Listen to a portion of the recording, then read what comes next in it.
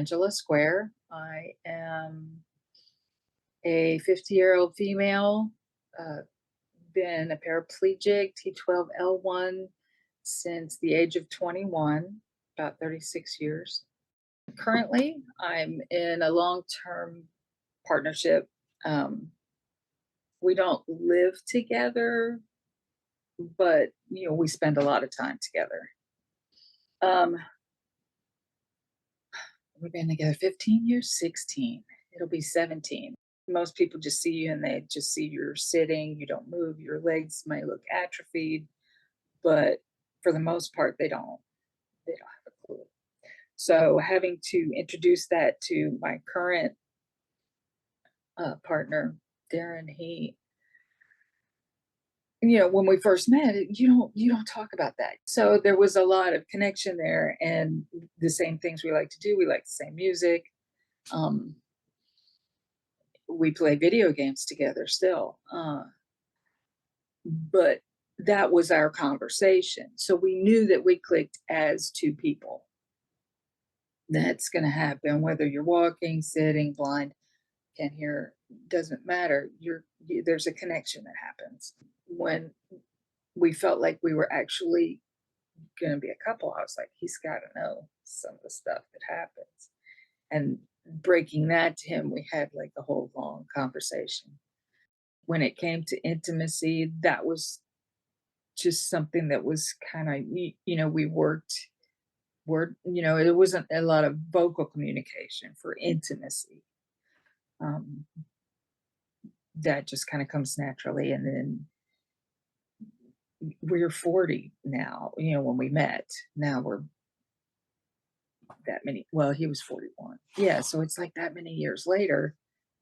Um, the initial thing, it was just like normal. It's like, you're kissing, you're hugging, you're petting, carry you to the bed. Ooh, you have fun.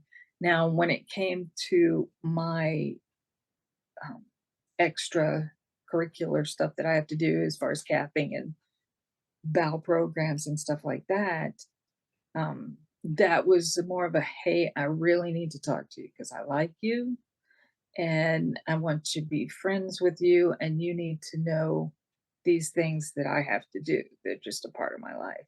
As a long term, intimacy always starts out as that butterflies. You can't wait to see the person. And then it kind of morphs into everyday stuff, and then you're going to have your ups and downs. So maintaining intimacy for any couple is about appreciating the person and not letting anger get in the way. Because with every relationship I had, that initial attraction is what I always take myself back to.